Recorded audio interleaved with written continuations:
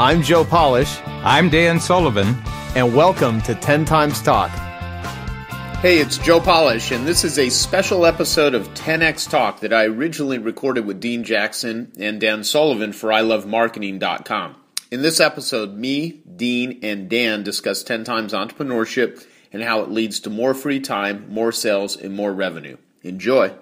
Hello, this is Joe Polish, and I'm here with my good friend, Mr. Dean Jackson. Hello. Little fella. And Dan Sullivan, founder of Strategic Coach. And me and Dean are actually going to be asking Dan some questions, but I'm going to interrupt and be very interruptive during this kind of impromptu interview. Imagine that. Now, Dan Sullivan, you guys that listen to I Love Marketing and ilovemarketing.com and on iTunes already know who me and Dean are and clearly know that I'm the smartest of the two.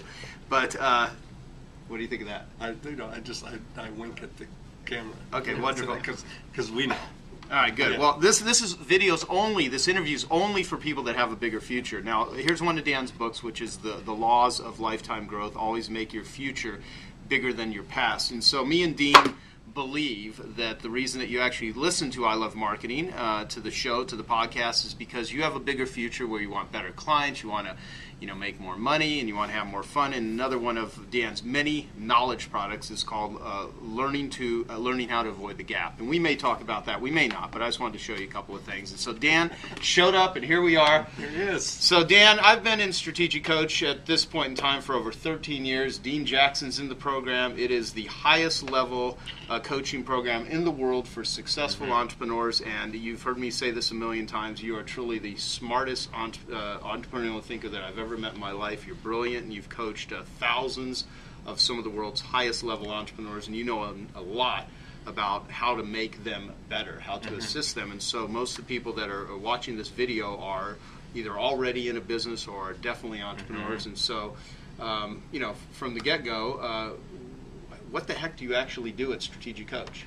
Well, I think this is kind of an example of why great entrepreneurs become great, is that they hang around with other great entrepreneurs. And I say that as if it's sort of a flippant statement, but it's really not.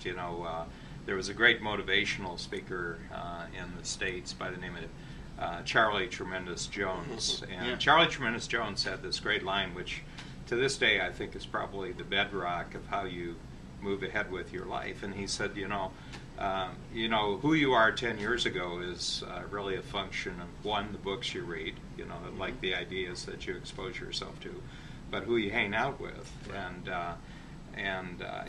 So when I look at really great entrepreneurs, you go a little ways away from them, and you notice that their networks are just filled up with other people who are really smart, who really challenge them, right. Who are constantly giving them new ideas. And that, I wish there were more secrets than that, but I wish that I could make some money on. But actually, those are the two secrets.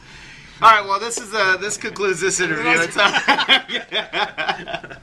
No, that's fantastic. That is true, though. I mean, really, why do what is it about learning? I mean, what do entrepreneurs really need to learn? Because when you say the people you hang out with and the books you read, I mean, some people are readers, some people are not. Some people go to seminars, other people don't. I mean, what is your take on what do you really need to learn as an entrepreneur? Well, I was talking to one of my groups about 2 weeks ago, and I'm going to take about a minute to set this up, but it's actually a very instructive thing, because the really great entrepreneurs all have the quality that I'm going to describe here. And I went to Britain, I went to London 1 year, and I went to Westminster Abbey, and you walk around, there's kings buried there, there's prime ministers, and you'd think with Britain being a great theatrical country, there'd be a lot of actors there, but there's only one actor, and his name is Laurence Olivier. And so I got interested, and I said, why only one actor? And I'd seen him when I was a kid. He predated me by, he was quite a bit older than me. But I read his biography, and he had this trick that he did. And the trick was that he was very famous, and he was very popular, And so when he was appearing on stage, everybody would go to see him, you know. So the plays that he was in would last 150, 200, 250 performances. And the reputation he had was, if you went to the 250th performance, it was just as fresh as his first performance. And in the book, it kind of describes how he did this, and that is that before the performance, he'd go out about 15 minutes before the curtain went up, and he'd look through a hole in the curtain, and he had this little ritual that he would say to himself, this is not last night's audience, this is not last night's theater, this is not last night's play, I am not last night's character, the cast is not last night's cast. And he said it's all new. And as he did this, he would get scared and he would get excited, just as if it was opening night. And what I find, you know, along with the Charlie Tremendous Jones things, is that one of the things that really great entrepreneurs are always reminding themselves is that whatever they did yesterday, that was last night's play, but now this is a fresh play, this is new. And I think you know, that really has to do is not taking the audience for granted, not taking that what you were doing before is going to work today, and you're always open to totally, you know, I'm going to get surprised today, and I have to really be alert that there's something new that's going to come out of the blue today, and I have to really be fresh for this. That's fantastic. That's awesome. So I mean, so as it relates to like to like an education, I mean, I heard you say this very early on when I joined Strategic Coaches. There's two things that you need, you know, to become an entrepreneur in the beginning. One is courage, and the other is ignorance. Yeah. And I thought, you know, it's really a great way to look at it, because you know, if I really knew all of the challenges that I would encounter going into business, some of it would have scared the hell out of me. Yeah, you'd be working for the government right now. Exactly, which would have been that would have been only civil servants really know the true risks of being an entrepreneur. Yeah, you know, I mean, it's true. I mean, if you really knew what you were getting into, you'd never do it. But, no, I mean, you're signing up for some insanity at some level, some risks, the levels of responsibility that you take as an entrepreneur, that sort of stuff. But you know, the courage is that you know that whatever happens, that you'll have the ability to respond to it. I think that's where the courage part of it comes into. Well, yeah, totally. And so, I mean, obviously, you know, there's a lot of things to learn. So, you know, for someone that would be watching this video, if you, out of all of the stuff that they could pay attention to in this day and age, you know, most entrepreneurs that I know are extraordinarily overwhelmed, very busy, don't take any free time, got into the business, I think, because they wanted freedom. They wanted to make money because they thought, but they really don't have any freedom, and they're still trying to, what do I pay attention to? What business book should I read? What seminar should I go to? If they even do that at all. And so, you know, how would you advise someone on how to kind of, you know, have a functional, balanced life with some freedom, but also to be as productive as they can possibly be? I mean, you know, there's a lot to that, I know, and it's not maybe a one-word answer, but what do you tell them? Well, there's a couple of questions that you asked there, but the first one is, and this is where I've seen a lot of entrepreneurs really burn out, and that is they forget after a while that they're actually in a brain business. They're not in a body business. You know, in other words, it's not how many hours or days your body is at work. It's, you know, it's what's your brain doing. And so probably the biggest distinction that my work has made in the marketplace is really the emphasis that I put on free time, is actually having lots and lots of free time so that you can give your mind a lot of rejuvenation and a lot of rest and a lot of refreshment, because when your brain is really at its top function, you can achieve things very, very quickly. You can come up with ideas very, very quickly. And so it's not like you're a factory worker where, you know, you get paid for putting in hours. With an entrepreneur, it's just being really alert to new opportunities and taking advantage of them very quickly. And your brain really has to be fresh for that. So I actually put an enormous amount of emphasis. You know, I'm sort of very contrarian here. Is, you know, it's you know, if you take 20 or 30 weeks off, you can be probably a much more effective entrepreneur than someone who's putting in 50 hour, I think there's a distinction too, what you do though, because you're an advocate for putting the free time on the front end as opposed to work till you collapse and then take the free time. You're saying take the free time as rejuvenation and approach then the work. Yeah, and I think the reason is, and it goes to the kind of work that I've noticed that you do, Dean, is that you're testing. I mean, one of the big things that I'm so fascinated with, and Joe, you've kind of introduced me to this world, is the whole world of information marketing, especially those who are using the online capabilities. And what I'm so impressed about this world is the willingness to fail really fast. I would say that the secret of this world is to get an idea out and immediately set it up as a test to see, is there any take on it whatsoever, and if there isn't, change and get out there and do something new. Well, your brain really has to be really, really fresh to be, first of all, just to have the emotional courage to say, I thought this was a really great idea. Whoops, didn't work. Let's change real quickly. But then have the stamina on the spot to come up with a new, I'm so impressed with you guys, because I've been, Dean, I've been doing this interview series with really, you guys are kind of like the giants of this new world. And I'm so impressed with the speed with which you're willing to fail. I mean, the success is almost just, fail enough, and then there isn't anything more to fail at, and then all you're left with is something that really works. Well, see, the beauty of marketing is, in the real world it's called failure, in the marketing world it's called testing. So, it's like, well, that's how, me, that's how I rationalized my bankruptcies and divorce a long time ago. It's just extreme market research. Exactly. Well, Dr. Jackson, what would you like to ask Dr. Sullivan about marketing? I think one of the things, and I'm going to get some water here. You talked about what you're able to do with strategic coach, and why Joe and I are part of this is, you mentioned what Charlie Tremendous Jones said, is your income, your life, who you are really is one of the factors, is the kind of people that you hang out with. And I know that one of the most incredible benefits of being part of strategic coach, when Joe and I go, is the people that are in the room. The people that are there are just like, it's a tremendous growth opportunity, because everybody is a successful entrepreneur, not just a successful entrepreneur. They're the top of the successful entrepreneurs, and it's just a real growth experience just to even expand your network like that. Yeah, and I think that just to bring out another quality that I think that really distinguishes the entrepreneurs. There's a real humility.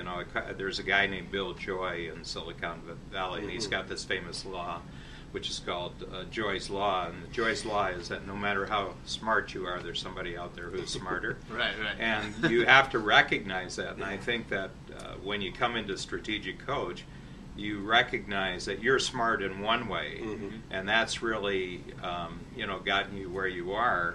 But what gets you even further is the willingness that just as you're smart in a particular area, there's lots of other people who are very, very smart, just as smart as you are in their areas.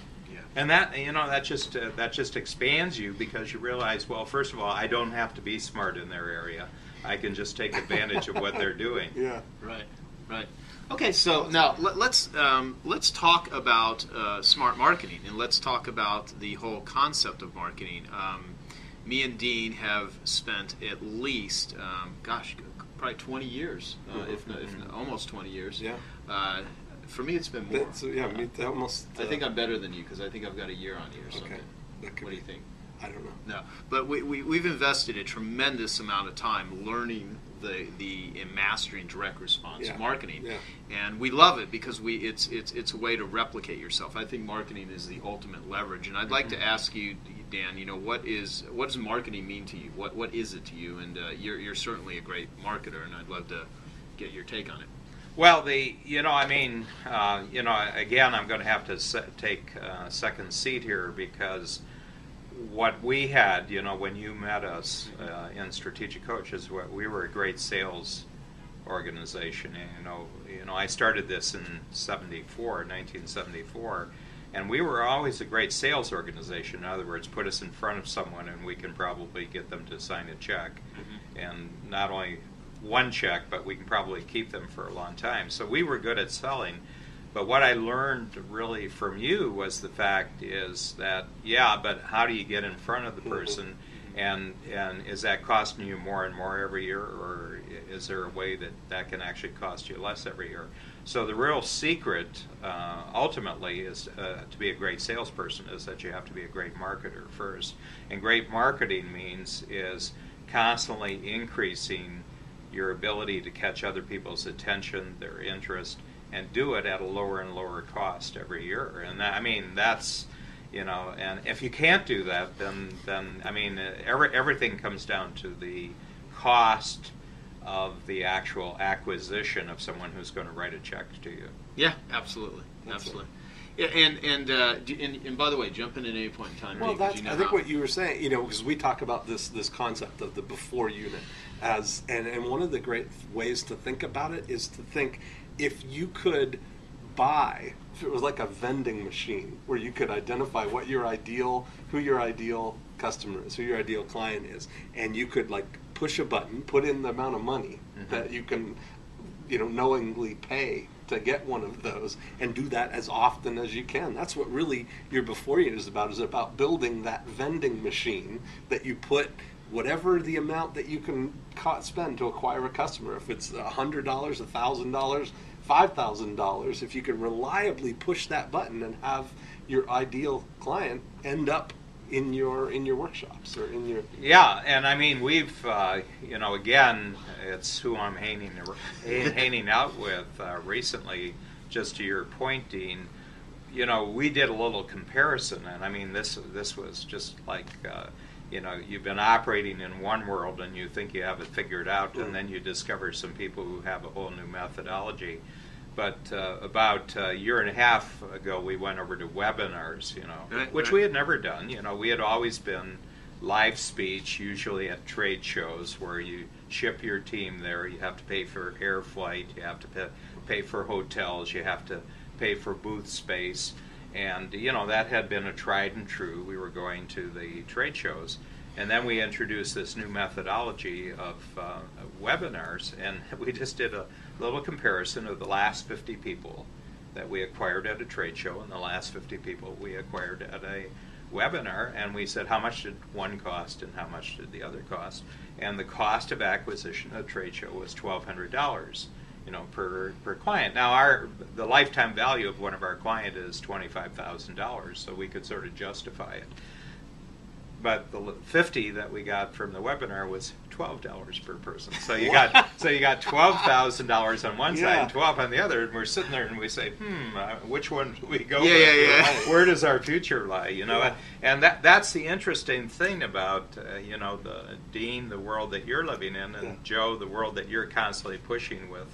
With all the piranha marketing technologies that you've created, is, there's much, much, much better ways of doing this. And we live in a wonderful age. I'm just really happy to be alive in the 21st century, especially the last 10 years. Just because of the technologies that are now empowering entrepreneurs in a way that they used to only be available to large corporations. Well, what's new about the world and what's always going to stay the same? What I mean is there's things that are timely that are going to make you successful and that are going to be constantly changing and innovations, and then there's timeless principles of quote unquote success, if you want to call it that. Yeah. What are your thoughts on that? Well, I think what's timeless, I've got this technique that I use when I start one of my introductions, and I say, I just want everybody to raise your hand. Are you here for you? Are you here for me, or are you here for you? And I said, anybody that said me, put your hand down, and when I say you're here for you, raise your hand. And I think that what's timeless is that people are always there for themselves. And it's your job as a marketer to figure out why they're there for themselves. And that's timeless. And it's timeless that that's always going to be true. What's not timeless is that it's always going to be changing why they're there. Yes. In other words, their reasons for being there are going to change with the way the world changes, the way that things. But what's always going to be true is that they're there for themselves. So as a marketer, a creator of new products, new services, new experiences, then you have to realize that it's your job to always be figuring out why are they there, and what are they willing to write a check for, and why would they stay with you? Why would they stay with you? And so if the emphasis, they're never there for you. You have to realize that. And the moment you realize that they're not here for me, they're only there for themselves, and your job is to figure out why they're there for themselves. And I think that's the secret. So selfish. Yeah. Well. Yeah. Well, I'm a great student of American history, and James Madison, who arguably is the great genius behind the whole, experiment that's called the United States, said some philosophies are based on that human beings are going to be really, really virtuous, and he says, I think it's a much better bet that they're actually going to be very selfish and very self-interested. So build a system of government where all their selfishness and their looking out for themselves actually contributes to the common good. So we'll just create a system where where we'll just funnel their selfishness so that it produces great goods for everybody else. That's great. And I think that that's basically the marketplace. I think that's capitalism. Is that somehow by everybody pursuing their own interests and trying to get what they want, it actually produces an enormous amount of good for everybody. Yeah, well, you are a gigantic proponent, as are both of us, for capitalism. And I'm constantly quoting this from you, although I don't know if you came up with it, but I heard you say that the only thing wrong with capitalism is that it was named by its enemies. Who came up with that? Was actually F.A. Hayek, who was kind of a lonely voice out in the world in the 1940s when everybody thought that socialism was going to take over the world. And he basically said, that basically what capitalism really is a system of ever-increasing cooperation among strangers. And Babs, my partner in life and in business, will tell you this story that whenever we're overseas and we're in France or we're in Italy or we're in Israel, last 3 places that we've visited, and I need cash, I go to the ATM machine, and they ask you, first of all, very polite, they ask you which language you want to speak. So it's very civilized. It's very civilized, So you punch it in, you punch in your cash, and you sit there and you listen, and it goes, out comes your cash. And I turned to her and I said, what a world. Because it is such a world, because none of the people who delivered my cash, the computer programmers, the people who designed the cooperation and the arrangements between banks, the people who figured out how, if they ask for $200, actually give them $200, don't shortchange them, and all, goes back to your bank account. Immense amount of cooperation among hundreds of thousands, maybe millions of strangers. And that's capitalism. And they weren't doing it for me, but I'm the one who, when I need the cash, I get my cash. And you have to understand what an amazing creation this is, this vast cooperation. For some reason, the ATM always strikes me as one of the great examples of capitalism. Anywhere you are, you need cash, you get your cash. What do you say to people that slam capitalism or say greedy capitalists? Or, are they just ignorant? Are they? There's a lot of anti-capitalistic mentality and forces in the world, and I think it's pathetic. I think it's pitiful, and I think it's destructive. And I think capitalism is the purest, truest system for solving social and economic problems that's ever existed. And I don't know if you feel the same way. I would think you do. And what are your thoughts on the anti-capitalistic mentalities that exist, and why does it exist? Is it because they don't understand it? Is it because these people are to use maybe Ayn Rand sort of thing, parasites, producers, and destroyers? What is the Well, I know people like that. I mean, I hang out with people on both sides of the road. And I know people like that. And what always strikes me when you get right down to the bottom of it, they have this desire for an extended childhood where they get taken care of by other people. Mm-hmm. So they were taken care of by their parents, and then they were taken care of by their school system and by their professors, and then they want to be taken care of by an employer, and then they want to be taken care of by the government. Ultimately, they want the government to be their parents and take care of them and think about their needs, and and not. And what they're trying to avoid, and I find, in the life of every human being, there's this point what I call they have a sort of a meeting with uncertainty, where you have to go out into the world with no safety net. You have to go out into the world where it's not about, who your parents were. It's not about how you were educated. It's not about, all your credentials. It's not about who all the people the neighborhood you came from. It's just about, can you actually create any value out there that somebody would want to pay for? And I think a lot of people just dread ever having to go out there and do that. And the entrepreneurs are the ones who went out there and did that and passed on. And then there's this whole class of people who are just trying to extend their childhood right till the time that they die. That's what I'm trying to say. That's what I was trying to say. I couldn't have said it better. I think the anti-capitalism is sort of a childish. Yeah. It's sort of like an immaturity of not realizing that the only way that you should actually be able to afford yourself on this planet is actually by creating value for other people, and they're willing to actually pay you for that. Yeah, without any intermediary who protects you if you fail. Yeah, well, you said that the two entrepreneurial attitudes are you're not entitled to anything without creating value for someone else, and that you're 100% responsible for your life and success.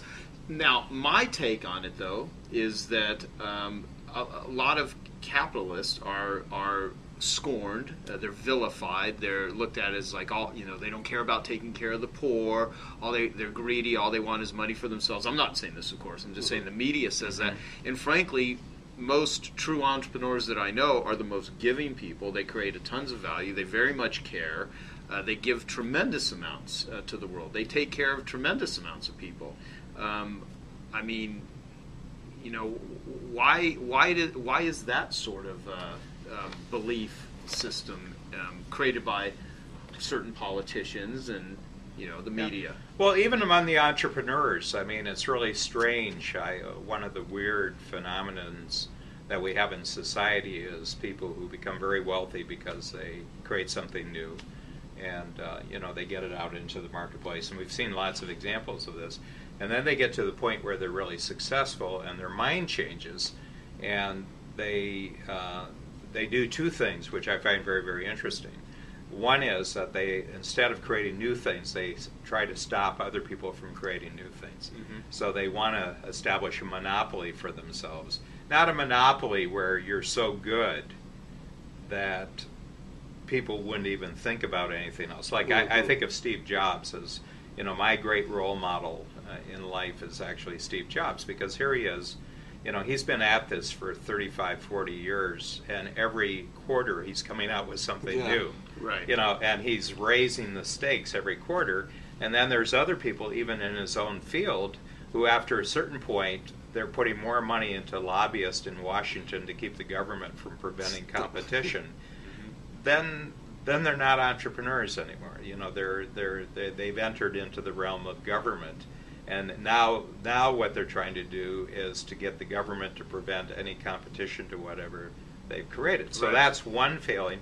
And the other thing is that they start talking about all sorts of weird things, how we got to save the world. Any time, there's two things that make me want to short an entrepreneur's stock. One of them is when they buy a sports franchise.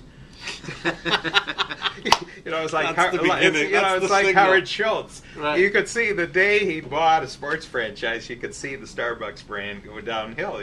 Because he was bored. Nobody buys a sports franchise unless they're really bored.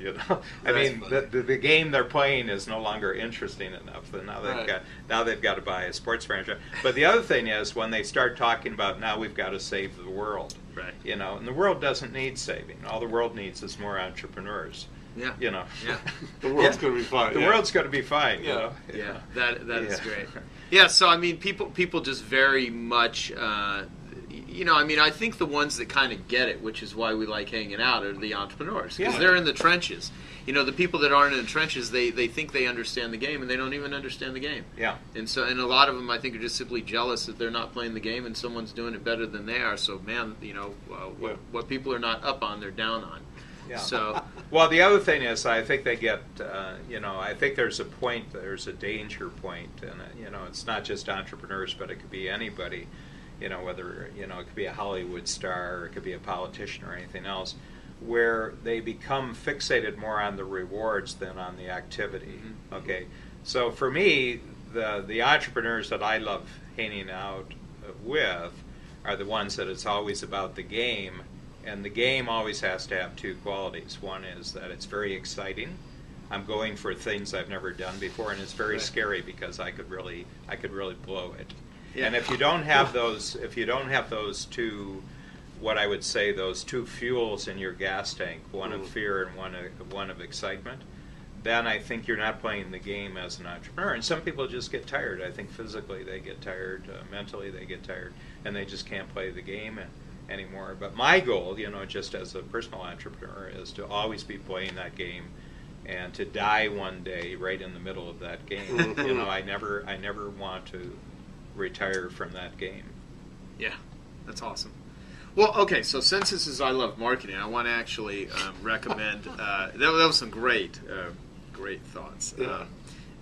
You have a book, one of your most recent books, called The Dan Sullivan Question. Mm-hmm. And earlier you were talking about knowing that it's about them, and you have a great process that can be used in a face-to-face selling situation, in a group selling situation, or in a marketing campaign. So the way that I always define marketing, Dean's the same way, is it's selling in advance. It's getting people to show up that are pre-interested, pre-motivated, pre-qualified, and predisposed to give you money.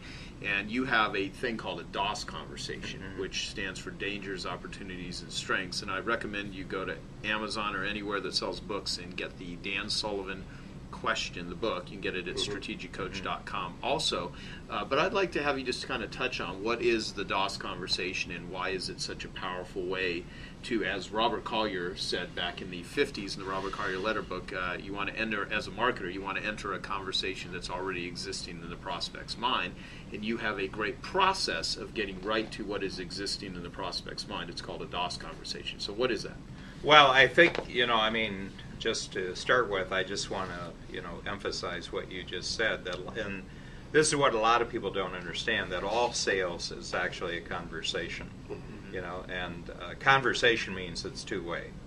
That's what a conversation is. And the other thing that I've discovered is that you make far more impact on people with questions than with answers. So if you look at most sales training and you look at the quality of most marketing in the marketplace, they're firing answers out at people. People don't want answers. What they would really like is questions that make them think about what they would really like. So one of the things that I've put a lot of emphasis on over the years, both with my own company and how we get people into the strategic coach, but also, with all the thousands of entrepreneurs who have been in the strategic coach process, is to say the way you really differentiate yourself in the marketplace is not with answers, but with questions. Now, what question, if that's really the case, then which question is really going to make the biggest difference? Well, it's going to be a question about the other person. And I always say you can never sell anything in the present. You can only sell something in the future. In other words, don't try to sell somebody right now because all their money is already used up right now. Okay, so you have to sell something that is such a big future result that people would be willing now to invest, because all sales, when people buy something, they're investing in an experience in the future that's going to be better than anything they have right now. That's really, I don't care if it's a car or it's a trip or anything. You're investing in a better future that has a bigger experience. So what I try to do is get people in the conversation that's the sale to go take the person down the road. And my question, the Dan Sullivan question is, Dean or Joe or whoever I'm talking to, I say, if we were meeting here and it was 3 years from now, and you name the date, because that's the human brain really likes numbers and it really likes dates. And you say, and we were looking back over the 3 years, what has to happen in your life, both personally and also professionally, if it's appropriate. Sometimes it's personally, sometimes it's professionally, for you to feel happy with your progress. And I just want to tell you that there's 3 things that I've just said that are the key to really differentiating yourself in the marketplace. Is get them down the road. Don't have the conversation about now, because there's no money right now, and not only that, their life is very complicated right now. 3 years down the road, everybody wants their life to be incredibly better, so get them to tell you what the picture is that they see themselves 3 years down the road, and then have them work back and tell you what had to happen over that 3 years for them to feel happy with their progress. Happy, they're the only ones who can say what they're happy, and they're the only people who can say what constitutes progress for them, okay? And they're the expert on this. You're talking to someone, and they're the only one who knows the answer to this question. So if I'm not getting that answer from someone, I don't know what it is that I can do that they'd be willing to write a check for. Right. And that's the big thing. Now, having said that, that's a highly individual thing, and you make your money by talking to lots of people. You make your money by talking to lots of people. But you talk to a lot of people who are really the same kind of people, just like I talk to people. Really the person that I'm talking to in Strategic Coach is 1 out of 400. We've actually done the numbers. The kind of person we would want, if you take the general population, we're talking to 1 out of 400 people, and over 35 years I've really gotten to know who that one person out of 400 is. So I know what their 3 things about them. I know that what really keeps them up at night, 2 o'clock in the morning, they can't sleep, they're really worried about something. I know their dangers. I know what gets them excited, where their sense of opportunity is, and I know totally, what they feel confident about, the kinds of strengths and accomplishments they've had. And so when I'm talking to them, I'm talking about their dangers, I'm talking about their opportunities, I'm talking about their strengths. So having said that, my question 3 years looking back, specifically what dangers do you have now that have to be eliminated over the next 3 years? What opportunities have to be captured? And what strengths do you have that need to be maximized? Because you have strengths, but they're not being maximized to the degree that you would really want to have them for you to really be happy with your progress. You ask that question, they'll talk for 2 hours. Yeah. And every piece of information they give you is totally valuable. They're telling you exactly what it is that you can do for them. It's interesting, though, because I've seen people make the mistake initially when they're taking this question and they're asking people, let's go forward 3 years from today, and what would have to happen for you to be happy with our progress? Like framing it that I'm in the relationship. It's almost like, what's it going to take to get you in a car today? Where you're saying it in our relationship, but what you're saying, the key distinction is it's not about you at all. It's completely about them, and just whether it is in relation to whatever service you're offering. Yeah, I mean, 99% of the people you meet were hoping to get through their life without meeting you. Right. I mean, it's an inconvenience that it's a total inconvenience to you. That you've actually come into their life, so you better be valuable to them. Yeah, and I think that's the problem. Again, it's me centered. It's me centered. It's me centered, and so we have to, we have to take that into consideration. That it's not about us; it's about them. And the more that we can move out of our own head and into their head and understand how they're looking at the world, and then lining it up with what we can actually do for them, then we have a real value creation proposition. Gotcha. Okay, so what I may do, I may grab that video in a minute, or have someone else grab it. But what I wanted to do at this point was, Dean, I'm going to give you the last opportunity to ask Dan a question. Okay. But It better be a good one. Well, what something I want to say about dangers, opportunities, and strengths are, with the D.O.S conversation, people really, they can't reach everyone watching has dangers, everyone watching has opportunities, and everyone watching has strengths. And with I Love Marketing, our job is to actually take our strength in marketing, share it with the world, and allow these entrepreneurs to become basically stronger in the area of marketing so that they can reach their opportunities. And there are, Dan, you said it a million times that people do not reach their opportunities if they don't eliminate their dangers, real and psychological. And I think most of the things that keep people from reaching their opportunities is these dangers that are literally in their head. I can't do it. My competitors are better than me. Whatever.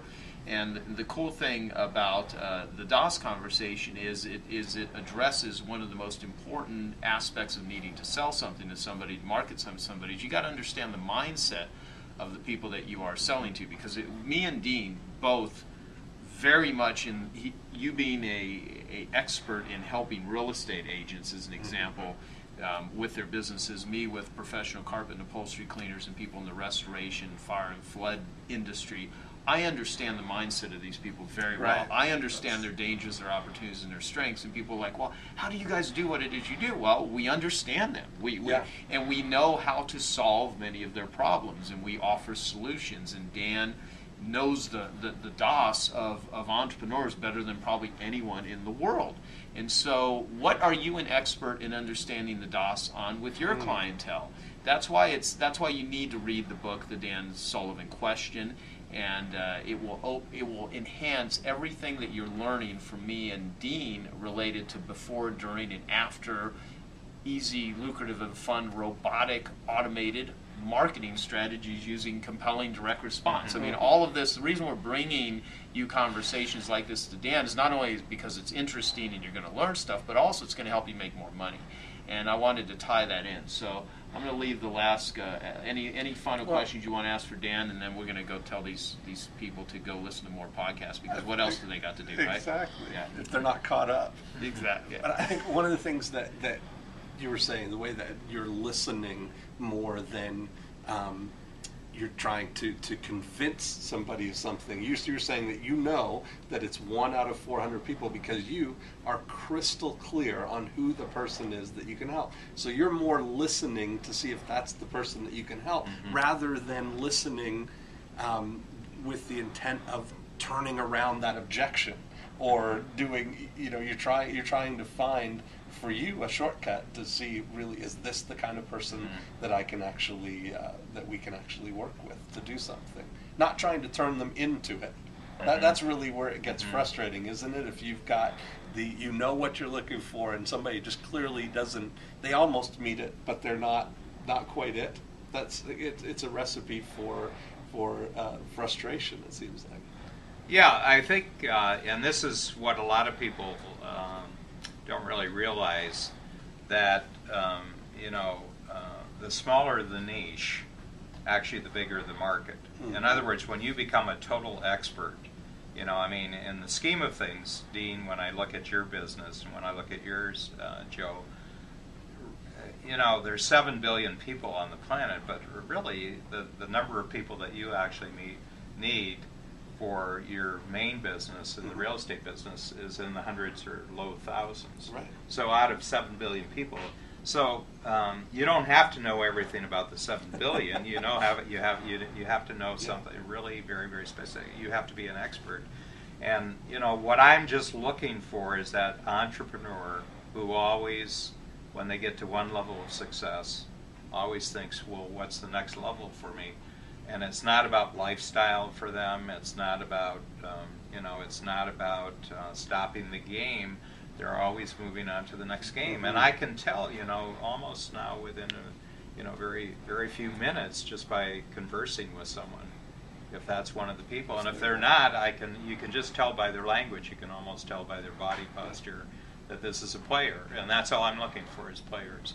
So I think that's what a lot of people, we all say that when we first get into business, our main marketing strategy is called the mirror test. You put a mirror under their nostrils, and if it fogs up, they're qualified as a prospect. But the real wisdom that I think really marks your progress, because I know both of your histories really well, is that every year you're taking what started off as a huge circle and you're making that circle smaller and smaller and smaller, but that circle becomes more powerful in terms of the value that you can actually create for a very select group of people.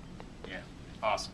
Well, so what I want to say is, this was kind of an interesting impromptu video because Dan was just coming over to hang out with us, and Dean was here, and I said, hey, let's sit down and do a video.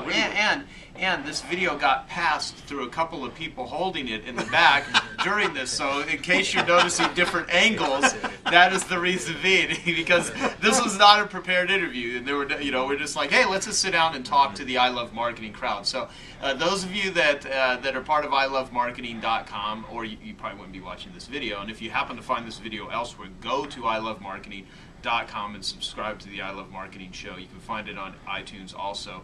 And give us your comments of what you thought about Dan Sullivan, what you thought about Dean, who you like better, me or Dean, that sort of stuff. And we're really here to support and help you become a better marketer and become a better entrepreneur. So go to strategiccoach.com. If you're a highly successful entrepreneur, you make at least a minimum income of $100,000 a year or more, Strategic Coach is phenomenal.